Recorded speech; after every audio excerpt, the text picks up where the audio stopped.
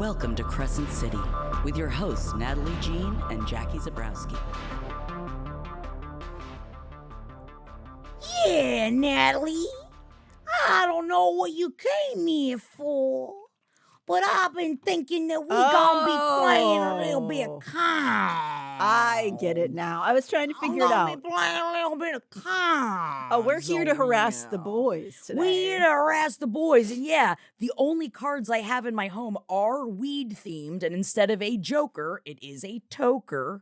But I did bring in some cards. That makes me think of when I was an older teenager, I found a playing deck of cards that was nude men. Whoa. And I used to, I loved them, and I would carry them around to all the crust punk parties, and every guy would get very upset because it was the 2000s and the late 90s, and so homophobia was all the rage. Don't shoot And me, so I'm not gay. they all reacted, even though punk guys were generally not as Not homophobic in that way, but they'd be yeah. like, "What the get? Oh, shut up!" I look God, you've never seen another dick before? Yes, you have. and it only made me want to take them out more, and I did because we used to play. Asshole was like a constant game. Oh man, did we play a lot of asshole? And you know, a lot of like war, but then to drink and Of like course. taking shots every time you lose at At war, man. war? Oh yeah, my God. you black out real fast. No, you know, that's a bad idea. you gotta learn how to spend time in Tallahassee. And if there is one way to spend it when you feel like you're living in a swamp, baby, just get drunk while you're playing war. Sometimes as a kid, you have to almost go to the hospital to learn how to drink responsibly. It's figuring out your boundaries. And isn't that beautiful, Natalie? Yeah, it is so beautiful. I think about my teenage years, and that's what the first word that comes to my mind is beautiful. Yeah, mature, beautiful, peaceful. I would feel like all of these words, especially as I just menacingly shuffle my cards at you, bitch. Because also, I'm going to throw it out there. You told me last time I was too hot. I think you're too hot to be the Harpy, too. Stop it. I think you're too hot to be the Harpy. No, I'm not. I think we're just Stop. hot enough to definitely be the Hind. I think both of us can be the Hind, but you're too beautiful in that beautiful battle suit of yours, bitch. Oh my God, no.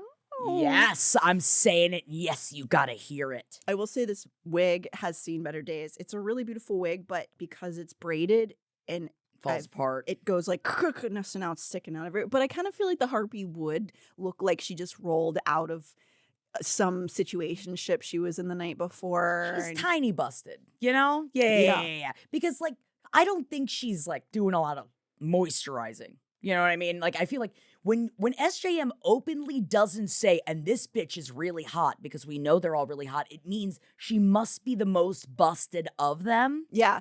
She does call her thin-lipped once. So that's pretty gross for Lunathian. I'm just kidding, guys. Especially when you watch Real Housewives of Salt Lake City and you realize how big your whips gotta be. All natural, though, right? Yeah, of course. This is what God gave me.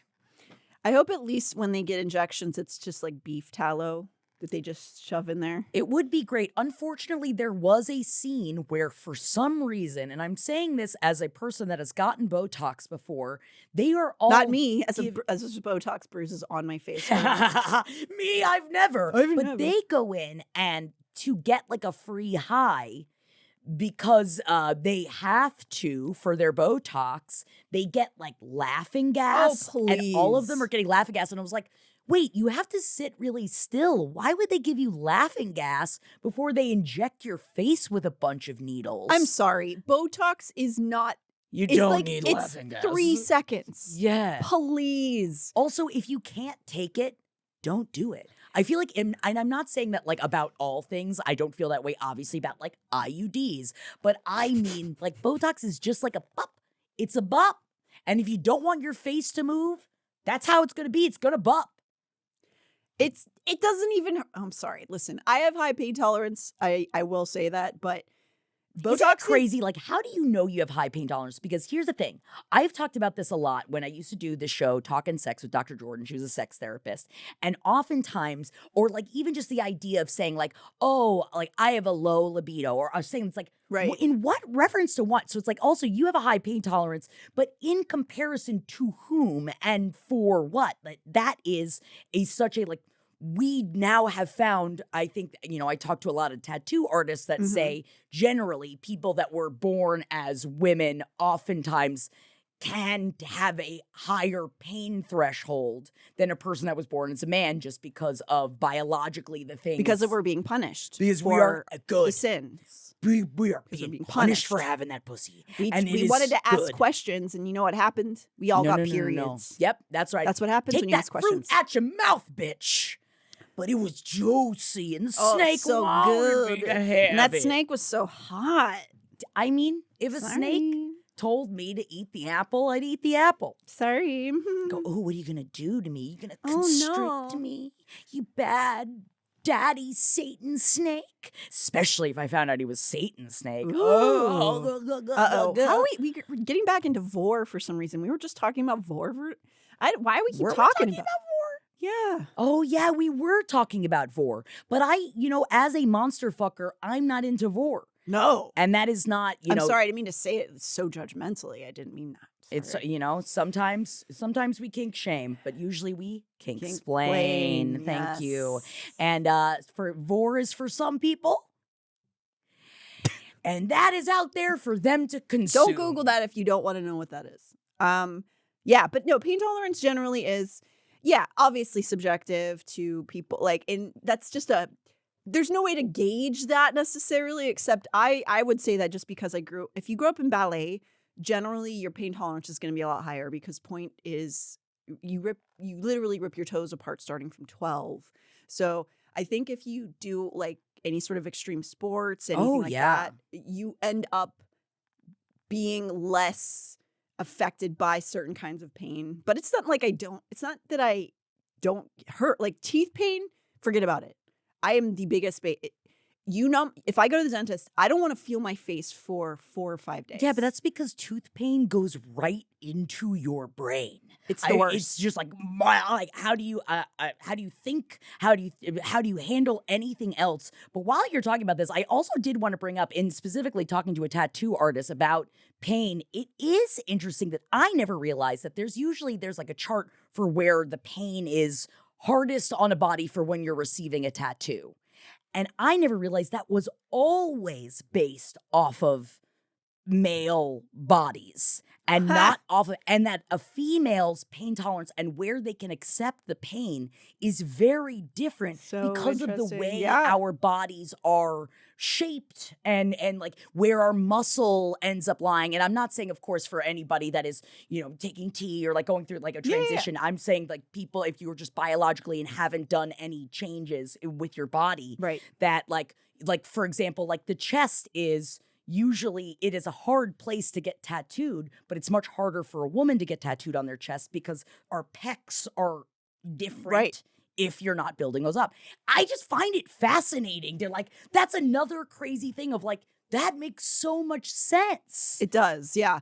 That we find that a lot in medicine still, and we have to talk about Lunathion. We can't talk about. I'm sorry, just about pain. I thought it was an interesting conversation. It is interesting, and so much of medicine and medical history is based around guys' bodies, and it's weird, but there's differences. What?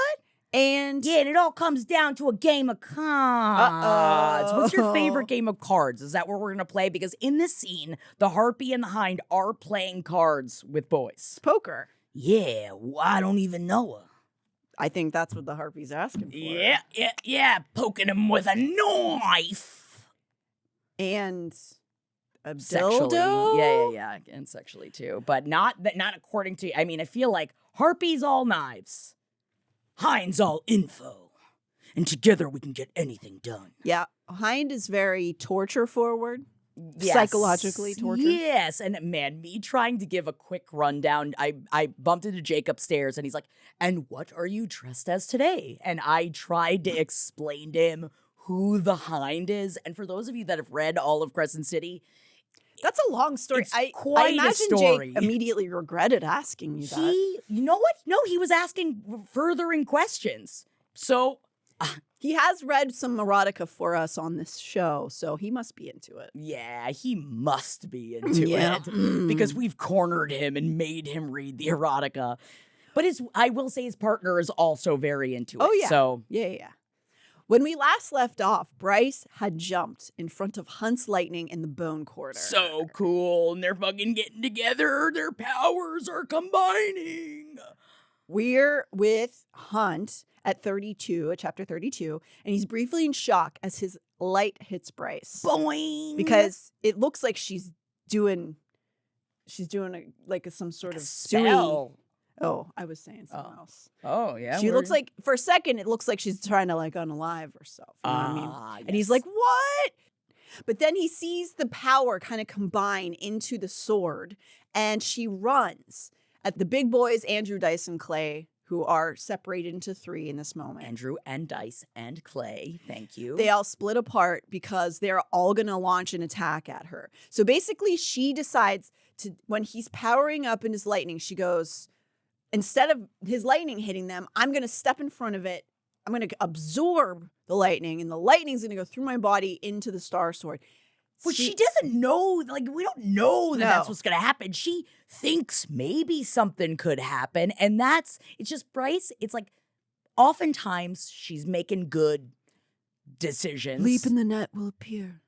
I guess, but sometimes, bro, you're just unaliving yourself and you're just getting hit by all the lightning. Not Yeah. in this case. She's a bit of a nihilist. So Bryce fills up with Hunt's juice. Boing. The other kind of juice. Mm. Slices at one of the dogs. I imagine this visual as like Hunt threw his lightning. Okay. It goes into her. You Yes. ever get those sticky things like Like the hand? yeah, like when you do Yes. good at the doctor's office and they go like, here's a toy drawer, and it's stuff that costs like 3 cents, but as a kid you're like, what? That shit was banned in our home because I remember we had one of those sticky hand things. I remember I put it in the back window of our van. It baked under the sun, baked onto the window, and my mom could never get it fully off. And I tell you what, that shit, we never saw that shit in the house ever again. What do you mean that's a cherished memory of your childhood? Yeah, I bet she'd love to have it now, wouldn't she? Wouldn't she? Yeah, Mom, don't you want me to come and start destroying your shit now that Yeah. I'm old? Yeah. Yeah. Start chewing let's do on it. things. I'm like, I'm teething, Mom, I'm teething. She'd love it. Just me smoking joints. I have to do this. So that's what I imagine. So now he's sort of like holding her lightning, like by lightning, and she's running out, swiping at them. And when she does it, they all see. So she slices at one. It hits the Andrew, let's say, and it causes bad damage. The other two are like, oh shit. And they go, I'm out of here. And the Reapers start running too. The Reapers are like scattering all willy-nilly. And so Andrew's body, who gets hit by the sword, smashes into Hunt. Just a Cerberus named Andrew. I'm just like, well, when Andrew gets here, Yeah. we'll see how things go. It's a good disguise. No one would be afraid of Andrew, but Andrew's scary. Andrew's the worst of them all, in my mind. Yes. So Andrew's body hits, as it gets hit by the sword, it crashes into Hunt, who goes flying into the dead gate.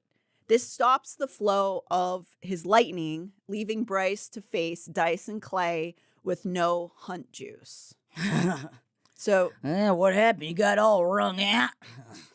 yep, he finished to completion. Oh, congrats. Wow, in the middle of all that. I mean, I know. it usually takes a little bit more concentration than that, but good for you. You have to hope that's not what you need to come. That's a lot. Well, So- we'll have to talk about that on another another time, you know what show. I mean? Hunt pulls himself up using the black. So he's on the gate. He's the same brass black that's in all the gates. He puts his hand on it to stand up. And when he does it, he jumps back. He realizes that it sucks out his power when he touches it. He thinks real hard about it. Yeah. And he wonders if Apollyon was trying to get him here. Because remember, he came to him in a dream before. Right. To try to understand something. That maybe his lightning power is akin to a Thunderbird's. Because if you recall, Thunderbirds can draw power like electricity out of things and then use it, like to pull it in and harness it. And maybe he could draw power out of the gate the way the Thunderbirds could harness their electricity. That maybe that he was sent there into the Bone Zone to get him and Bryce to understand these things. Damn, dude. He looks at his love at battle with the dogs. And then, much like Bryce, when she sees the dead gate light up in the first book, he slams his hand down on the brass plate. We cut over to Bryce's POV, and her eyes have been drawn to this bright light that is the same moment. As soon as he sticks his hand down on it, he sees his arm, his chest start to light up, and she gets distracted by it. She turns, and as it flows through his arm, it goes up into his chest, into his body, and the gate begins to darken as though he is powering up on all these souls. Dice and clay, they glob back together. Anticipating the next strike, Hunt's voice was a thunderclap as he said behind her, Light it up, Bryce. "Ah, he said the thing! He said it! She swoons as Hunt shoots his leveled up lightning into her chest, and she feels it bow to her and channel up the Star Sword. Which is so cool. And it's like, man, you think for a moment, like, oh, I don't want to kiss Bryce. But then you think about his insane power bowing down to her and like lifting her up. It's just like, I want to kiss bitch. Bryce. Oh, I mean, I do want to kiss. You know, the problem is, of all the I mains, know. she is, to me, the most annoying. And most people agree with you. Yes. But she's so hot. But she's so hot. She's so hot. She don't got a duck. You know? Yeah, but if we could just talk these things out, baby girl. So the Dice Man seems to sense its impending doom, and it turns to run because these two have now become one once again, just like Spice Girls.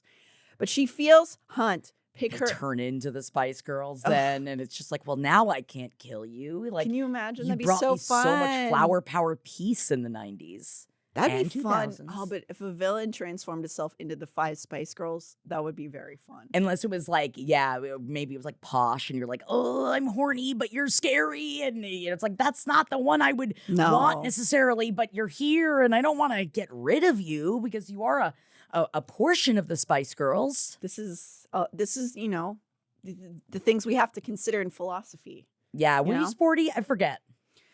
I love Spice Girls now. At the time, I was like, Too punk. ugh. Too cool. But I think if I had to choose, I'd probably be Baby. I like Baby randomly. I liked her style the most. I think. Okay, because is it the baby doll dresses and the sucking on the lollipops? It's not the sucking on the lollipops. Is it not the sucking on the lollipops?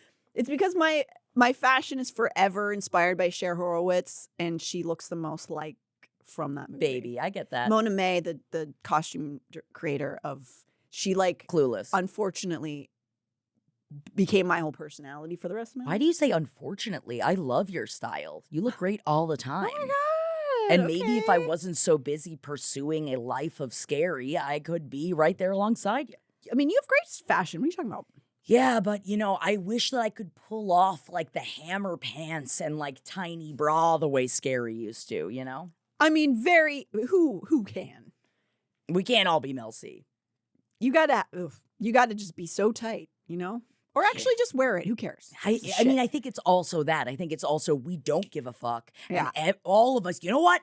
I want all of us. I posit this to you. Dress like the Spice Girl you always wanted to. Who gives a fuck? I want to be like Meatloaf. Whoa. But the food? Either or.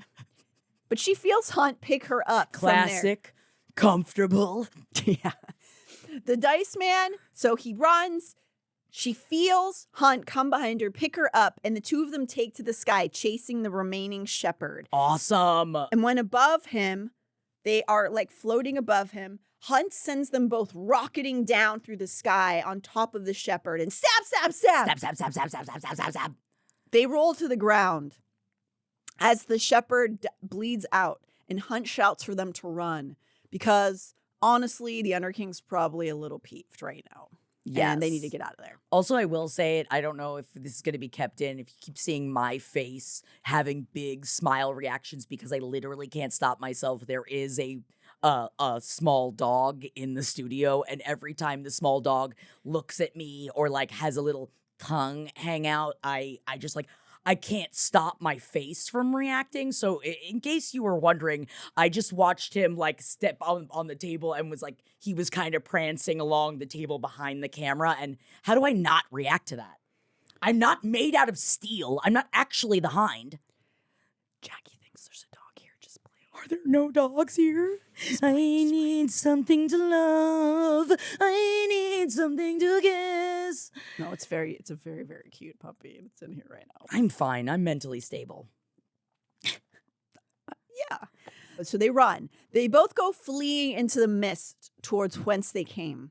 Then we cut over to Therion, who's standing before his queen with some bad, kind of not good news. God, he loves bringing her bad news. I mean, he has to. He can't lie. It's his job. He is the intelligence, right? He's like her intelligence officer. Mm-hmm. He's reporting the discovery of 2 more bodies. Both have been assaulted and have been showing signs of torture. But were they a peppered? I'm sorry. Do you want me to say it again? Were they a peppered? Pippa? Because you didn't laugh. More like a Pippa. A Pippa. Pippa? Get out of here, Pippa. 2 human scents were detected once again on these bodies. They're standing in the River Queen study, which Therion describes as a biodome inside of an underwater building, which is cool. She asks him if he thinks it's Pippa and if Emil is here, and he says yes to both questions. So he does think Pippa's the one attacking these bodies, and he does think Emil has made it into Lunathion and is hiding somewhere. It's like, Pippa, you're supposed to be the good one and helping us out, and you're just like, not. Pippa's not. She's a bad one. We don't like her. He doesn't know anything about Sophie. They found nothing on her because the River Queen is also trying to seek that out. The River Queen wants to know his thoughts on whether the Hind is also tracking Emil. He tells her he's not scenting the Hind on any of the humans. That's good because I smell. Yeah, you smell. And I love rubbing it on everybody. You really do. And she has all the alibis for the days that the bodies were discovered. And so she's at very least not probably the one doing these crimes. The River Queen simply tells him he better find the boy before the others. He dares to ask her what she wants with the boy, which angers her. That's not a good idea to do. It's not a good idea, but at the same time, also, River Queen, he is your intelligence officer. Like, you must talk to him about stuff. No, the queens. You fucked my daughter. It's like, shut up. Like, get over it, bitch. We Also, live forever. It's why we don't want kings and queens, because they're like, my authority overpowers anything else. Yeah, it's unless like, no, it's it doesn't. because I would look really cute. Yeah, I mean, you'd be. Everybody has to do what I say. Oh, you're like the Queen of Hearts. Queen of Hearts. Yeah. I like that. Thank you. We can just tell you you're queen, We'll put you in a little throne and be like, yeah, we'll definitely do it. Yeah, and I just think I'm talking to people, but I'm just talking to myself. And really, what is the difference between that and what I do for a living? Not a lot. Am I talking to people? Do you hear us talking, right? We are speaking, right? Are people listening? What was I made for? Oh, no, we're just dolls? Yep. Oh. I'm just a Barbie-ass bitch with no pussy. Okay. Or maybe that's coming from the Hind. We don't know what she's got down there. I ain't looked yet.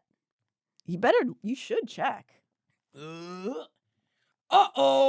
Uh-oh. It's a sign. It's a milk carton that says missing and it has a picture of my vagina. I don't know how it got down there. Oh, no. Where'd it go? I guess it's slithering around here somewhere. We're going to have to play Runaway Train. Oh, no. Runaway vagina, never come back. Runaway vagina.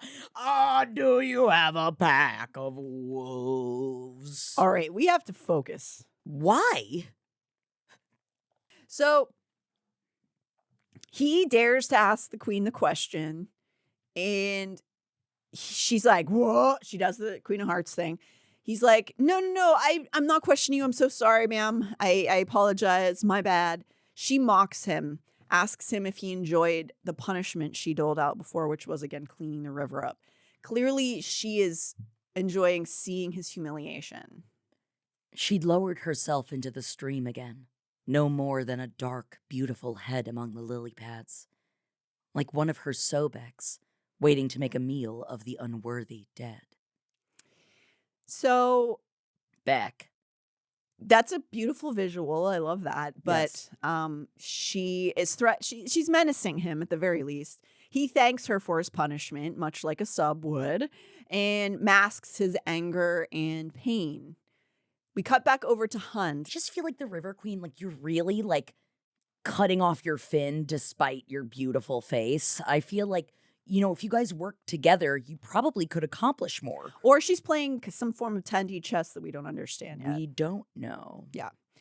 So this is also why I never thought this scene with Hind and Bryce was going to be that detrimental, because we're cutting over to these other sort of like non as dire scenes. Yes. And so now we're back. We're back at the Bone Quarter, and we're with Hind's POV. They are stumbling back towards the shore. He's completely wrecked from the power it took to slay the Dice Man. But he still marvels that they were able to create such a weapon with their powers. God. Which is beautiful. It is. And sexy. Yes, it is. Oh my God. Could you imagine like the party tricks you could have being able to do that? Well, also just what you could do alone. What that saw do? Give me them tingles. Little Oh my God, tingles. tingles at the end of his fingers. Jesus Christ. Tingle fingers. Yeah. That's the least Come on sexy over. name. Yeah. They call me Tingle Fingers. I Ugh, guess I'm ugh. into that. I don't know. Good. Tingle Fingers. You have So- it on your like dating profile. And we're like, I got Tingle Fingers. literally or I don't know. I am curious though. yeah. I'd go on the first date at least to check it out. I'm Tingle curious. But he's marveling at this as they run. They're kind of hurt. They're fucked up. They accomplish this great feat, and now they're kind of stumbling, staggering through the obelisks towards the shore again until he sees the towering front gates that they passed through when they were arriving. Hind can't believe it, but he sees that Therian has appeared on the water on a wave skimmer. So it turns out in the previous scene, as he was speaking with the River Queen, he saw lightning flashing above in the water because, he's underwater. He's looking up, sees lightning, and he recognizes it as Hind's, which is pretty on the ball there. And he Therian. is an intelligence officer, but also it is, it's sexy. I feel like being able to like tell that that's his lightning Mhm. makes it even sexier. It's almost like Hind and Therian and Bryce should like, Yes. debrief. Yeah. Whoa. Yeah. Um, I mean, you're all wet. You just got out of the water. I'm very into that fan fiction. Whew. Yes. So yeah, Therian has appeared on a wave skimmer in front of the Bone Quarter. He saw the lightning and he followed it to see what was going on because he was like, uh-oh, Hind might be in trouble. Therian shifts back to mer form from the wave skimmer and allows Bryce and Hind to climb on the wave skimmer where he like accompanies them next to it. Even through his exhaustion, Hind notes that Therian himself looks haunted and kind of like, but for like Therian's still very hot, but he's like, you're slightly less attractive right now. Yeah. But also, like I thought something's wrong with you. you mentioned this that he had a haunted ass. And I was like, I mean, if I thought my friend had a haunted ass, I think I'd let them know, be like, I think you got a poltergeist down there or something. You might want to check on that. I think some of our gentlemen friends do have poltergeists in their ass. Oh, God. And I think it's called lactose intolerance. Yeah. And I think if they just would listen Would to it rather not, than yeah. pretending like it's not a thing. Right. But you know what? I don't have that, so I shouldn't. I feel like if I did, I probably also would Oh, live yeah. that life. So who am I to judge? Yeah, eating some creams. Oh, I need my creams. Bryce takes the front of the wave skimmer, which I love because her bitch doesn't fall off. You know what I'm saying? Mhm. Whoa, if you read this, the bitch fell off. The greatest t-shirt of all time. Yeah. So they're on the wave skimmer and they start to go, but that's when Sobex start to appear all around them because, of course, Therian uses his water power like a cannon and blows a hole through the first one, which is awesome. And they fight their way through the rest of them. Like, so Therian, like, they're not really, it's just another thing. Yes. They reach the other side and are back on shore of Lunathion. Therian shifts back, and the three of them rush back to Bryce's apartment and to debrief, but not in the way that I wish. I wish it was the underwear kind, but no, they're just giving each other important information. You know what? It's not fair. I feel like the word debrief has to mean that you also are taking your clothes off. Can't we talk nude? Like, Yeah. Hello, just like, let's get it out. Let's put it all on the table. This is what I am. Huh? Especially with business. I love taking my clothes off and then going, Huh? What do you think? What do you think? Whoa, all right. What do you guys think? So Actually, I'd be very scared. I'd be like, never Oh, mind, no, never mind, God, don't can say you imagine? anything. That's a nightmare. Yeah. Just judging that. So they get inside her door and collapse. Bryce and Hunt looking a mess, depleted and filthy. Therian is a sad boy. He asks them whether they found info about Emil and Sophie because, one of the purposes in going to the Bone Quarter in the first place, if you remember, they had this big meeting in the morning. They were all there. Right. So they kind of half know what's going on. And he's like, hey, what's going on? Did you find stuff? And they relay that they not only don't have new info about Emil and Sophie, they inform him of the other very bad news, about being their death is just like basically going through the sailing is like a direct flight through a slaughterhouse once you die. I guess that's difficult to get through. Yeah, so Therian's horrified, but Bryce just asks where Ruhn and Ithan are. And we don't know. I mean, we do know, the reader, they don't know. They should be back at her place by now. They're not answering their phones. God, God. She sounded like that. Would you be more scared of her? No. You never know. What are your wishes? I'm also a djinn. I wish I were. You're also a djinn. So in this moment, they're trying to figure out where everybody else is. Hunt checks his phone and sees the news that Ephraim has arrived with his Triarii. It's like we're dealing with so much, and then you're just gonna throw this into the mix. All right. So though Bryce and Hunt didn't find any news about the missing Thunderbirds, they have established some hard truths, as well as realizing whether it was orchestrated or not, that they can channel one another's powers to become a super weapon. This is what we've gleaned from the Bone Quarter. Pretty cool. At chapter 33, we're back with Ruhn and Ithan at the bar, where the Hind and the Harpy have ambushed them with a game of poker. I'm leaving now. Ruhn is trying to take in as much information as he can through observation, as the Hind gracefully deals out the cards. Oh, we're getting an act out here. Whoa! Do it at least in the mic so you can get some ASMR in there. Does our producer like this? He loves it. He's going, yes, I love it. Please keep throwing cards everywhere. And I hope that you leave them where you threw them. I can see him reading his lips right now. So thank you for giving us this freedom. For letting us do our art. Thank you. He's a supporter. He's a patron of the arts. Appreciate you. So now the cards are everywhere, so that's fun.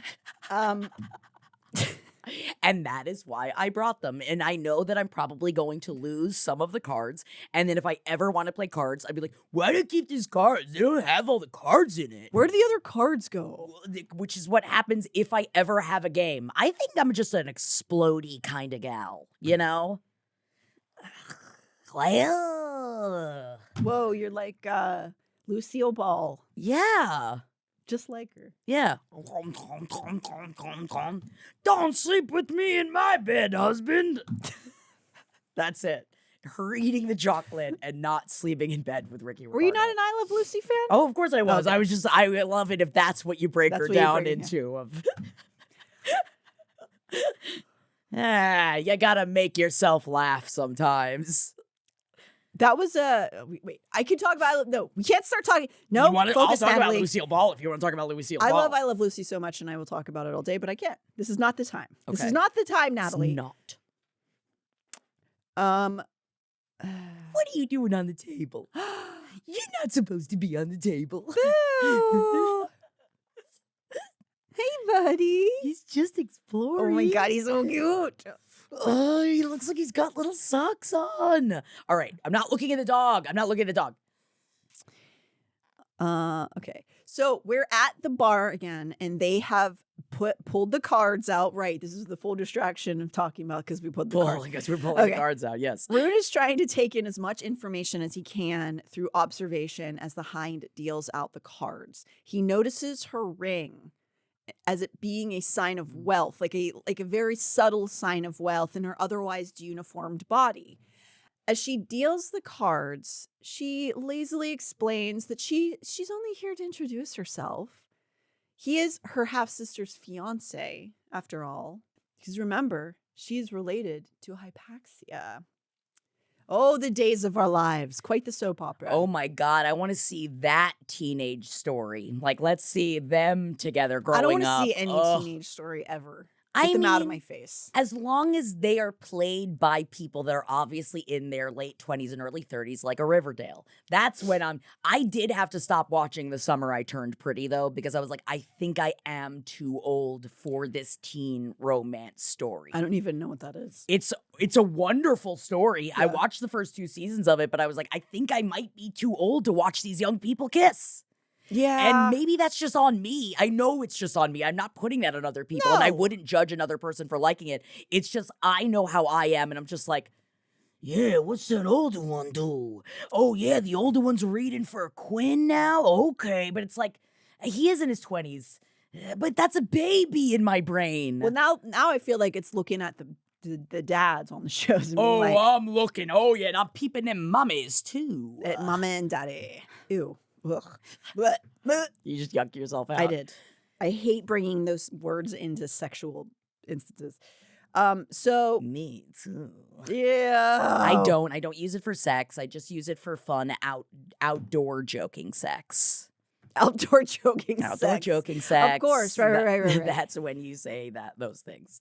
So it's clear that the Hind is trying to mess with the boys here, and Ruhn, who thoughts were with, he tries to brush her off, which makes the Harpy mad. So because Ruhn is being what they would call disrespectful to the Hind as she's intimidating them. It's completely fair for him to be sarcastic with her. But the Harpy, of course, is going to be the Harpy, and she's being a bitch to them. And then she goes and begins to sex pest Ithan.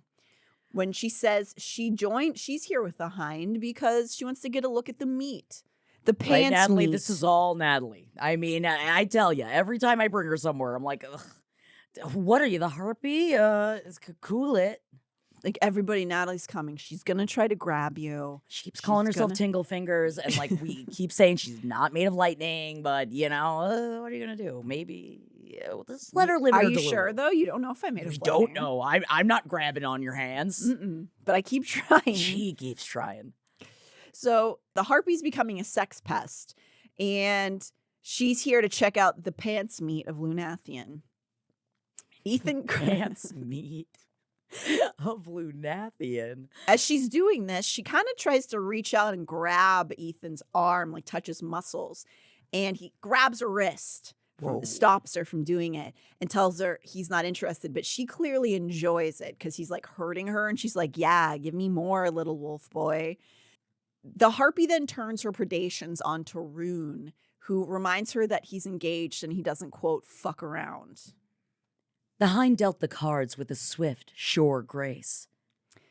Except with fawns, of course. Whoa, bitch. Whoa, okay. Somebody's watching you. Somebody's watching you. So she is, of course, referencing the fan favorite scene. Remember when we were both phones that fucked? To go back to our younger days. Of 3 months ago? Yep. Oh, you mean of when we were party sluts? We were party sluts, yes. Yes. And doing that. But yeah, but also when we were fawns that fucked. Yeah, sure. So yes, when the Harpy sort of, messes with Ruhn and says, well, why don't you come be with me? And he says he doesn't fuck around. The Hind reveals that she knows about a very private interaction that he had, which obviously Ruhn is jarred by this. How would the Hind know? And it was in his house. In his bedroom. Like at a party, so. She's a master spy, but like that is another level. So this Master spy at your service. that would be, can you imagine if somebody talked about, like, I would be like, oh, you are a pervert? Like, Yeah. why are you in my, how do you, I mean, maybe I am a pervert. Have you asked? that's true. The Hind might be a pervert. Maybe I'm just a peeping Tom. Maybe it has nothing maybe to you do just- with, maybe I just like to look through people's windows. Whoa, yeah, get him.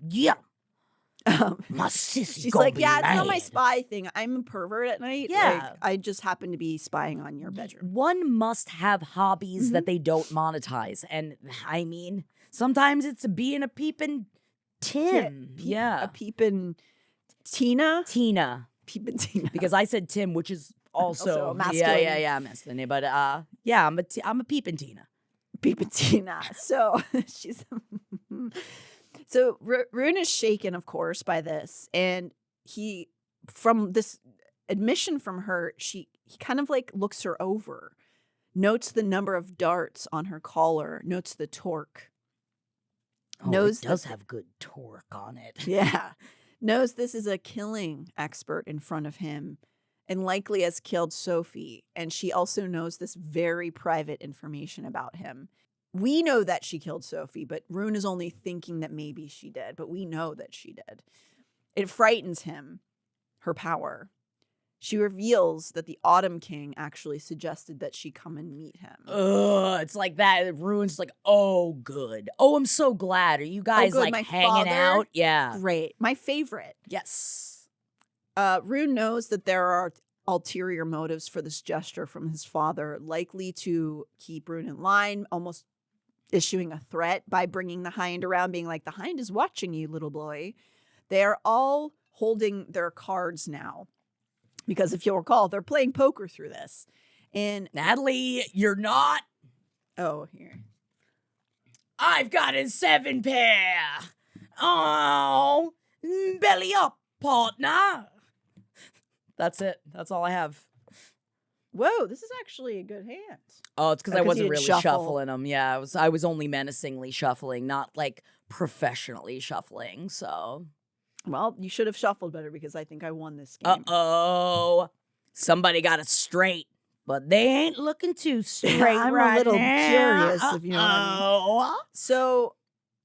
So Ruhn, as they're all holding their cards, Ruhn observes her as she looks down at her own hand. The Harpy taunts him in that moment, suggesting he's ogling the Hind, and tells him that the hammer doesn't share. No, he doesn't. No, he doesn't. The Hind smiles at that.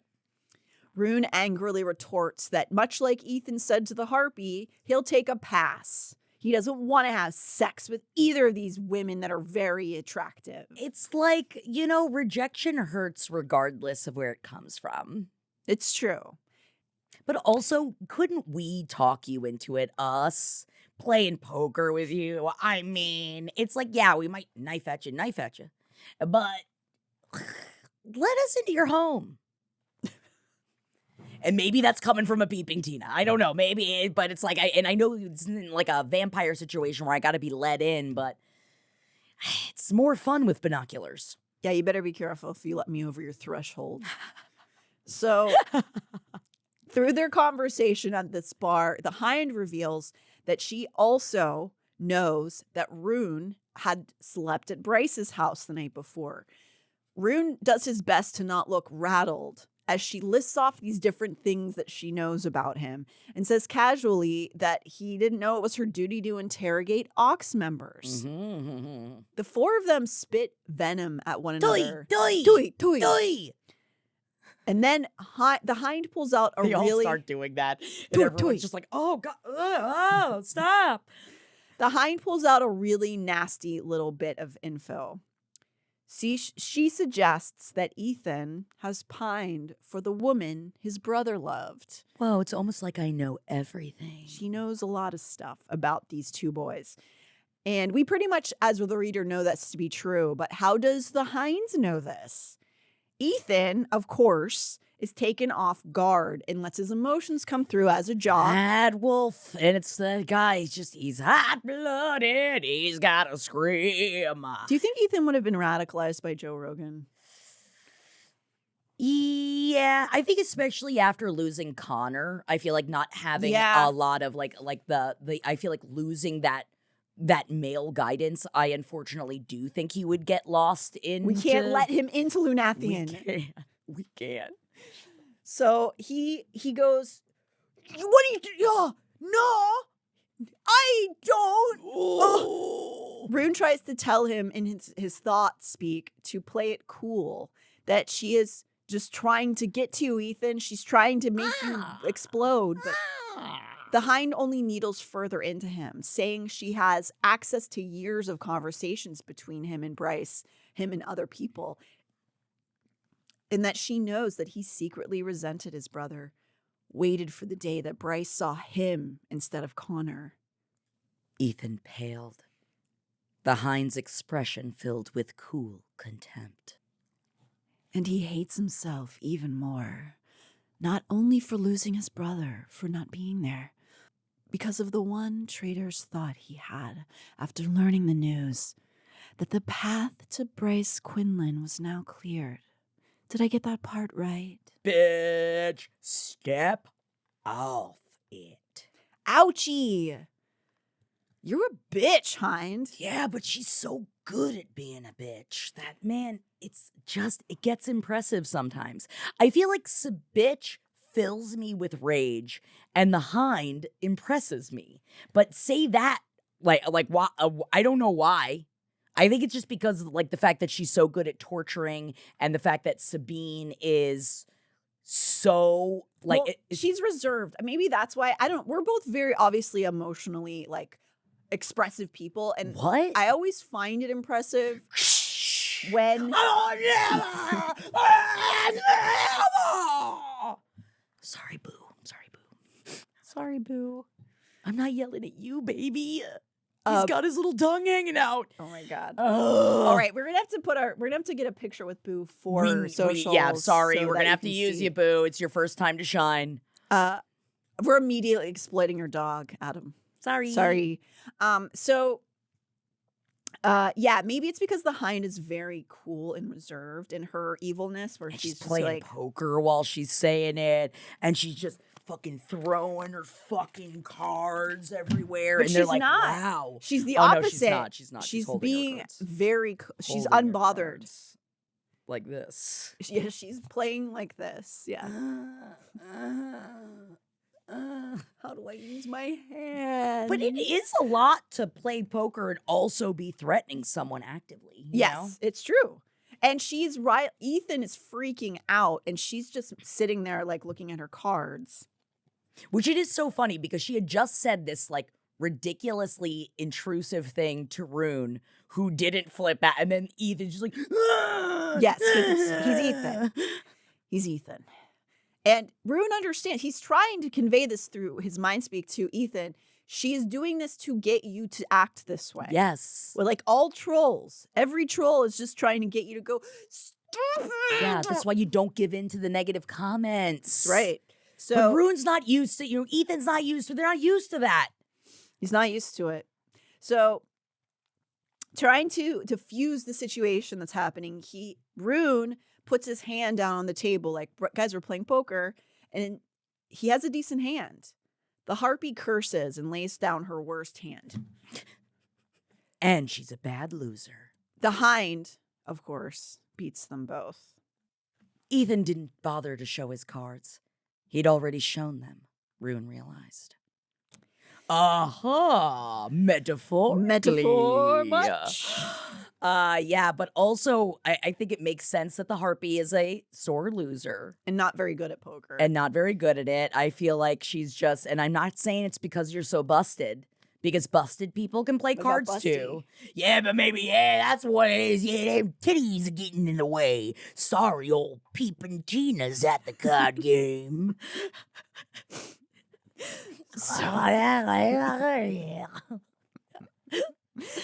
So yes, they are playing their cards as one would say could be a metaphor for how they are all acting at the table. Oh. So their card game ends. They've successfully riled up Ithan. Ruhn is very rattled, but is trying to hide it. Oh my God, Boo's tongue is out. I'm obsessed with him. He needs to be on the show. We're gonna make him a millionaire. Adam, let us at him. So the Harpy and the Hind get up to leave. The Hind smirking at how easy it was to rile the boys up. After lobbing a few more insults at each other, Ruhn tells them to get out of his bar. As they are about to step onto the street, the Hind turns. Oh, did you want me to read something while I'm in the middle of taking a picture of the dog with his tongue out? It's a blurry photo. And we're gonna post this blurry photo. Thank you. Okay, great. And we are... Picture of dog is peered over her shoulder at Ruhn, her silver necklace glinting in the sunlight trickling in, her eyes lit with unholy fire. Tell Prince Cormac I send my love, the Hind said. Bitch. But also, yeah, it's glinting in my silver fucking necklace, and it just glitters "I'm a bitch" on it. That'd be cool. That would be, honestly, have a bitch torque that says "I'm a bitch." Yes. And then another one that says "I'm a lover." Oh, it depends on the day. I'm a child. Ugh, I'm a mother. Yeah, but she's a sinner, and I don't think she's a saint. Could not be ashamed. So the end of that section is basically Hind kind of acknowledging that she knows something about their interactions with Cormac. We don't know what she knows, but it seems to be a threat. And she Whatever knows it is, something. she knows. And especially because, that fawn night, that was the night that they had found everything out with Cormac and or at least about the betrothal and everything. So she was around, or at least her peepers were around Some that kind night. of peeping was going on of some sort. Yeah. And we don't know how much she knows, but also Cormac had just dropped them off at the bar, so maybe she saw him there. Right? Don't know. We don't know. So we cut over, we're right with Bryce shortly after this, where Ruhn and Ithan have finally reappeared after the interlude with the Hind. She was beginning to panic when she couldn't get a hold of them after her return from the Bone Corner. Now they are all playing catch-up. Bryce waving off Ruhn's concern over her appearance, even while chastising him for not answering her calls. He seems surprised but emotional when Bryce pulls him into a tight hug. Well, you guys have both had a rough day, but I also understand. I would be if Henry pulled me in for a hug and be like, I think I would actually hey, what are you, what? But for them, it means a lot to Ruhn that his sister is caring about him, because of course, for the entire first book, she acted like she hated his guts and didn't care if he died. Yes. So all he's wanted was this relationship from Bryce, and Bryce making the move to hug him was obviously huge. Very emotional to him. So Hunt gets a call in that moment that he's wanted because Ephraim has come with the other Triarii, and Celestina wants her Triarii to come in also to be her emotional support. So in this moment, as they're all relaying everything that's just happened, Hunt now has to go do this. This leads into what happened with Ruhn, because they're basically like, hey guys, the Triarii's all here. And they're all like, we know. And then Ruhn leads into talking about the encounter with Mordock and then the Hind to everyone else in the room. They're all shooketh, and they speculate on whether the Hind knows about their espionage. She knows something's up with Cormac, which is very, very scary. Yes, and Hunt he says he doesn't think she knows enough or else they'd all be dead by now. They all agree that Ephraim's Triarii are monstrous. Resigned to what he has to go do, Hunt sighs and walks over to Bryce and cups her cheek. Kisses her in front of everyone. Oh my God, that means he totally likes her. Totally likes her. Just a light kiss, but it was embedded with meaning. Embedded, Whoa. if you know what I mean. Oh, I thought it was only in-gymmed so far. So far, only in-gymmed. No, they did do a Yeah, they did a yeah. bed. There was a did a little cummies in bed. But mostly there was couch. There was gym, couch, gym, alleyway. I mean, honestly, wherever they can get it. Love it. He leaves and Therian tells her he's glad they sorted everything out, sort of like alluding like, well, I guess you and Hunt are okay then. She flips him off. Ruhn hesitantly says that Bryce smells different, and not just from the fight. Bryce tells Ruhn to stop sniffing her, but we know it's from having Hunt's juices intermingled with hers. Hunt's with Celestina and the rest of the Triarii at chapter 34. Celestina's nervous as all heck about the greeting about to happen.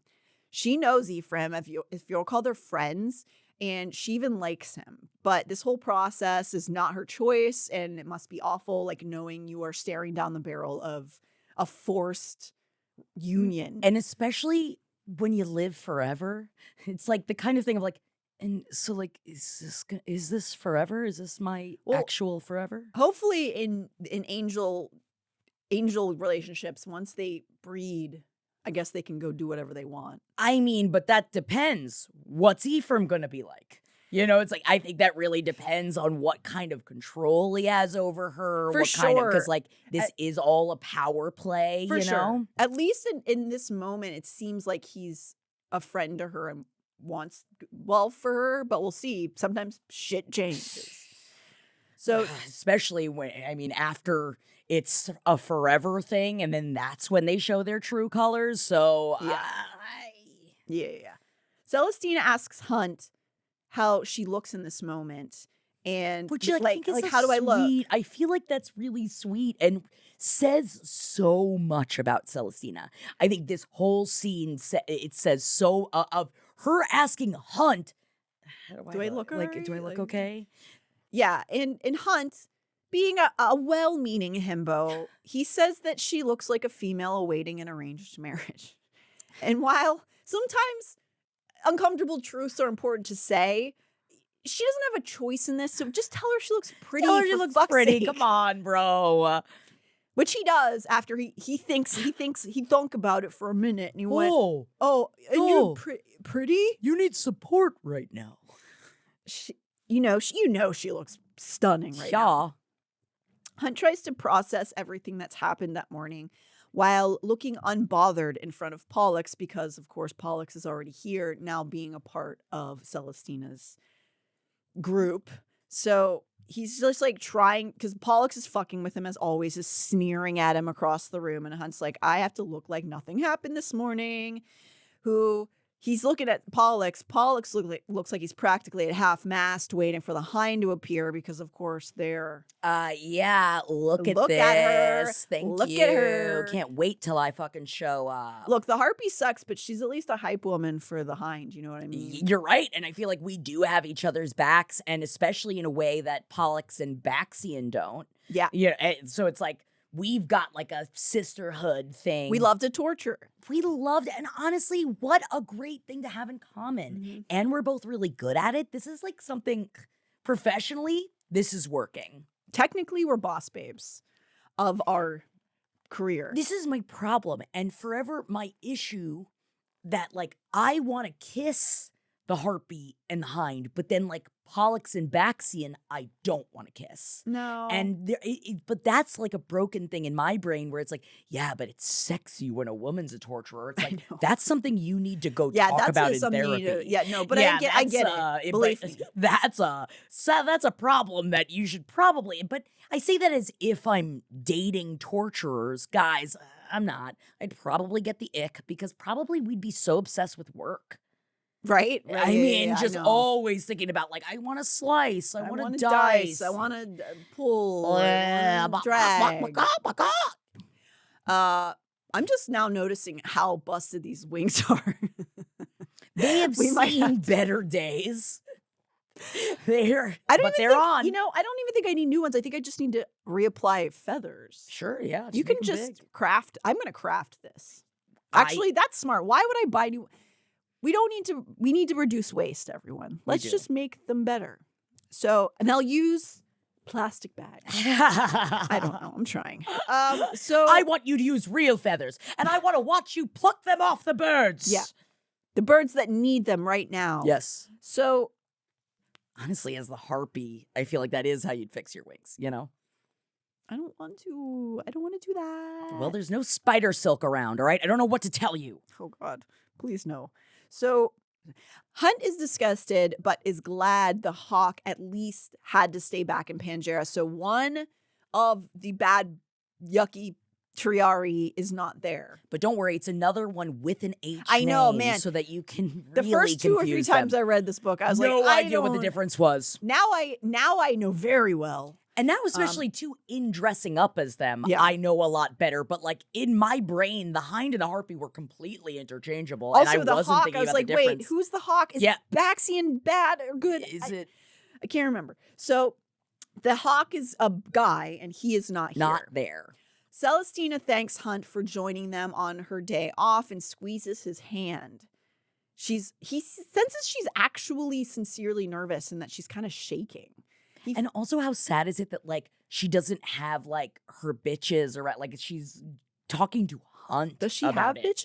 bitches? It's like I imagine the life of an angel is very lonely. Nobody thinks about the archangels and how they're feeling. No, but that's because usually they're too busy like lording over everyone and taking their power. Being like hateful and not people. Yeah. So, but she's a good one, maybe. Maybe she could be. She at least has feelings. Sure. He feels sadness for her and tells her that he'll have her back for the whole night. Don't worry. Nothing will get him to leave her side tonight. She smiles at him and tells him he's a good male. Hunt's not sure about that, but he is. Hunt's a good male. Minutes later, Ephraim enters Celestina's study where they've all been standing, and Hunt can see the warmth between the two archangels. Celestina moves to greet him as a friend while he says, "My mate," which is awkward. And then they go for a cringe-inducing kiss where Celestina turns her head at the last minute. Turn. But like doesn't mean to. No, but it's like they're used to it because they've known each other for a long time. But it's just also two people who are like they don't want to engage that way. If I came to work and you told me I had to marry Holden, and then he goes, mate, and I'm like, he's getting his slime on me just by looking at me. I think you'd actually be a lot more upset than Celestina in that moment. Sure, I think I'd say a couple of things about it, but she doesn't have a choice. So really, what is she going to say? She can't. She can't say anything. So she's not like repulsed by Ephraim, but they're two people who don't want to be sexual together, and so they're trying to be like, how do we and like turning their heads and stuff. And so she doesn't mean to embarrass him in that moment. So Celestina looks mortified, and Isaiah, being the good guy he is, jumps to step forward. He's doing his job as a Triarii in this moment and stepping forward to greet Ephraim to change the focus. Sandriel's good male. Good on him. Yes. Sandriel's old Triarii stands behind Ephraim. If Ephraim is a good male, from what we can tell for an angel, at least. Or at least not openly only abject evil. Yeah, like so far. How must that dynamic work out when they're back in Pangea? Like, they're evil, but he's good. So how does that dynamic happen? You know what I mean? Like, yeah. Sandriel's army is sort of like, you're getting a lot of like Stephen Miller vibes, but like hot. If you're like a decent person, I don't know. Yeah. I don't know. Or do you just find yourself in situations where it's like you are just given you are just given positions that you are like, I guess I'll do this. I'm just wondering how it works out there, you know? Why, I wonder how they get to the Triarii. Like, I do wonder if it is like, are these like people that like that they're plucked from. Yeah, I think it's power based. Yeah, of just And like they're trained- different things. Oh no, wait. The archangels are trained out of school. Yes, The regular angels that become the Triarii, I think, are just extremely powerful. they're Like, just good at it, and they're Yeah. just plucked and good at it. Like Pam Anderson was plucked from a football game For because she was so Baywatch? hot. Just to start Playboy. Just her whole career started because she had a, I think it was Labatt, I forget. It was like a beer shirt on, and they showed her at a football game, and she was so hot that Playboy was like, oh my God, who is that person? And plucked her from obscurity. wow. And gave her a lot of life that she didn't necessarily want. Yeah. I don't know if that's a happy story necessarily. I but- mean, it is. I guess just going back to back, I read Pam Anderson's memoir and then into Joan Rivers' memoir, and it's just such a different of like Joan Rivers who just toiled and needed and wanted, and Pam Anderson was just like, I didn't like my body, but I was paid a lot of money for how hot I am, and I've never felt beautiful a day in my life, and that just breaks my heart. Anyway, Triarii, huh? Really hot, really powerful. Good Lord. So Naomi mutters yuck when she notices that Pollux and the Hind are making bedroom eyes at one another in the room. I definitely think she is giving Greta Gremlin vibes. Of course. You know, and he's giving it right back, and they're both just, it's as if Spike the Gremlin and Greta Gremlin, rather than Greta Gremlin assaulting a scientist. Yeah. I think if the two of them got together, or it is giving evil hormone monstrous from Big Mouth, but maybe that's just because Jeff and I have always wanted to play the two of them. Well, that's It's Maya Rudolph and Nick Kroll as these big monsters and they're big horn dogs, and like Nick Kroll as the monster has a bunch of like dicks that he always uses as his little minions and stuff. And they're really horny for each other. cool. So I feel like it's that. Okay. Right, guys? I don't remember what we're talking about. Don't worry. Yeah, we're talking about Pollux them and the Hind. Okay, yes. Bedroom eyes. They make their political proclamations to one another, all promise to be great and powerful allies, blah, blah, blah. This is very diplomatic. Yes. This is interaction.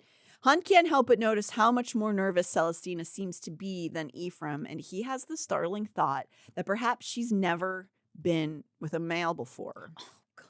He realizes with horror that the Asteri probably didn't even consider whether she preferred males or not. Might be alluding to something here. He's distracted when he notes Baxian's cold stare at the Golden Twins. Well, you talking about these? Bumble, bumble, bumble, bumble, bumble. I don't know what they look like. My tits. Are they golden? Yeah, it's just because I infused them with Goldschlager. It's not real gold. After I did it, I found out. I was like, oh, I thought I was making 24-karat breasts. Those aren't real gold flakes? I don't know if it is. I would assume you drank it, so are you supposed to drink gold? Also, why was it so cheap? Big Liquor's been lying to me for all these decades. I'm sorry, Natalie. So, he doesn't see any sort of camaraderie between Baxian and Pollux and the Hind, which he's just kind of, noting. Because we're kind of trying to figure out what Baxian's deal is. And By the way, it is real gold. I thought it was. It is real gold.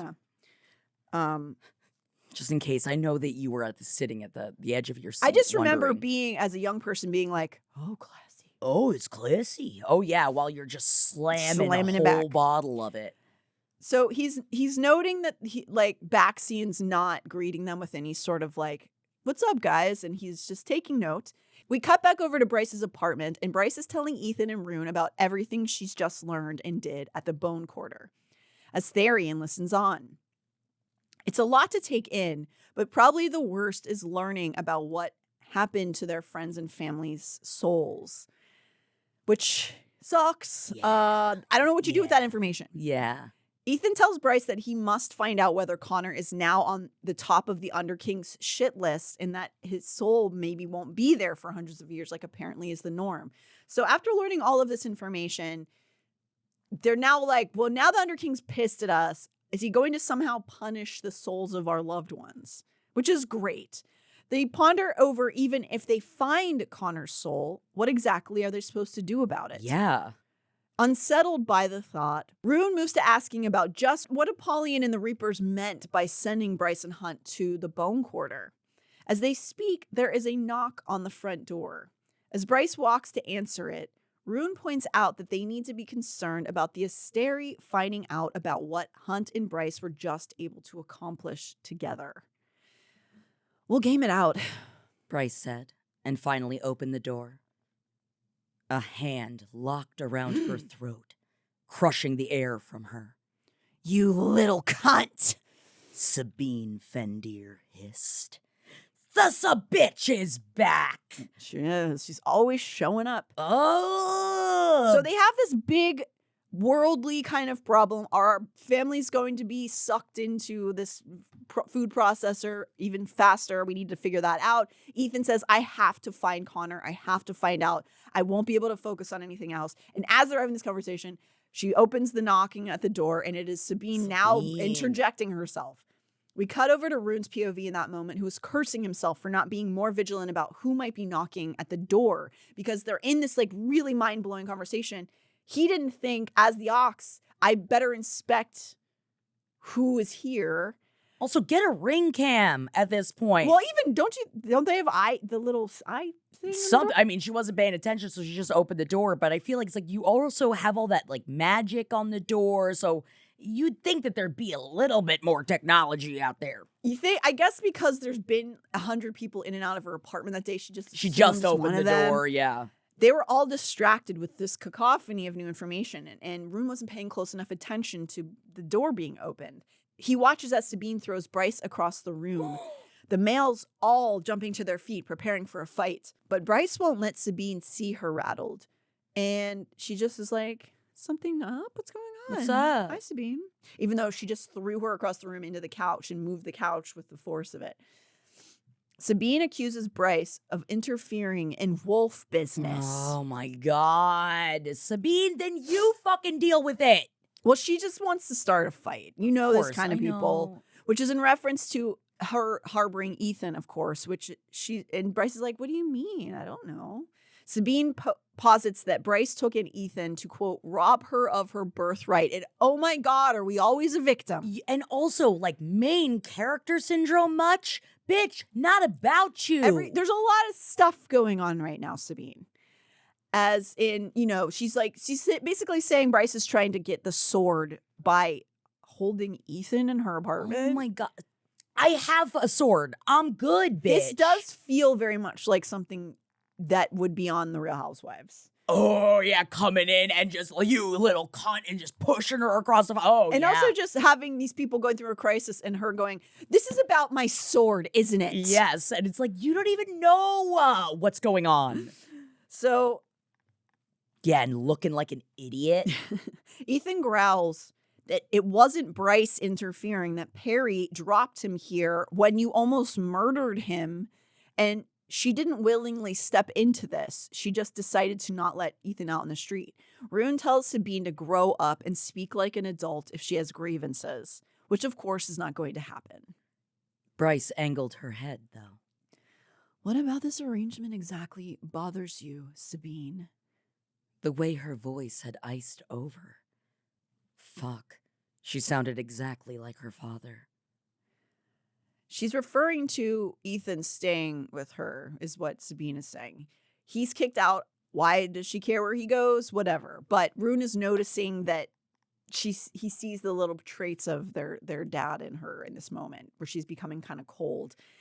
Instead of Sabine answering, she turns to Ithan and tells him he is a disgrace that his brother would be ashamed of. Jesus Christ. It's like, heard of a phone? You know, like, if you've got to say this shit, at least give me the option to hang the fuck up. She needs to cause a problem. She needs to be, again, in the center of everything, in my opinion. But also, it's like, don't you have other things to do? Aren't you supposed to be important? And this is what, you're coming over here being like, it's my sword, having a little mental breakdown at us where it's like, it seems like you don't have much control over your situation. Well, yeah, right I don't think she does have a lot to do. No. She's mad about it. Ithan responds that his brother would tell her to go kick rocks. He would be disgusted by you, Sabine. Ruhn watches Sabine's rage and wonders what to do to prevent Ithan from getting killed in this moment. We cut back to Hunt, and the two Triaries are pretending to be casually drinking rosé in the study while Celestina and Ephraim chat. Just two gangs gripping their rosé Staring glasses. at each other. Yeah. Cheers. Yeah. Another mimosa. Hunt is trying to hold a conversation. His phone buzzed, and he fished it out of his pocket to see that a text had arrived from Bryce. Sucks my dick like a champ. Hunt choked, scrambling to switch screens as Isaiah peered over his shoulder and laughed.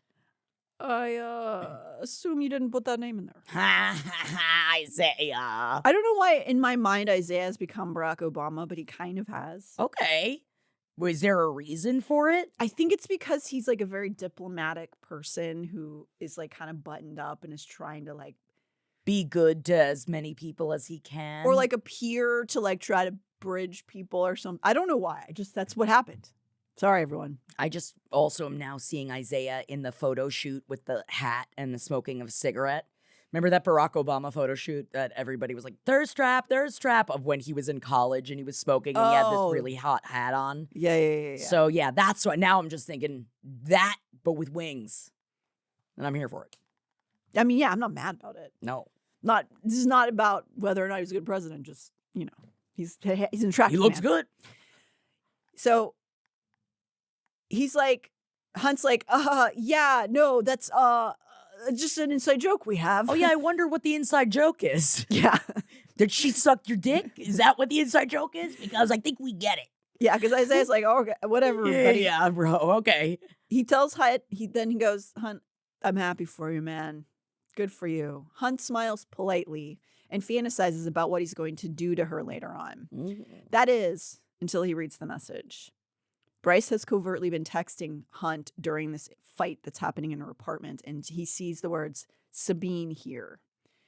Isaiah sees the text as well and mutters for Hunt to go. Hunt asks about how he's going to escape the current situation, or shituation, as I wrote. Isaiah just repeats, go, and that he'll deal with what's going on here. Deal with Baxian, who is now watching them and sees Hunt's tension on his face. Seizing his chance, Hunt backed up a step, then another, fading into the shadows of the veranda beyond the study.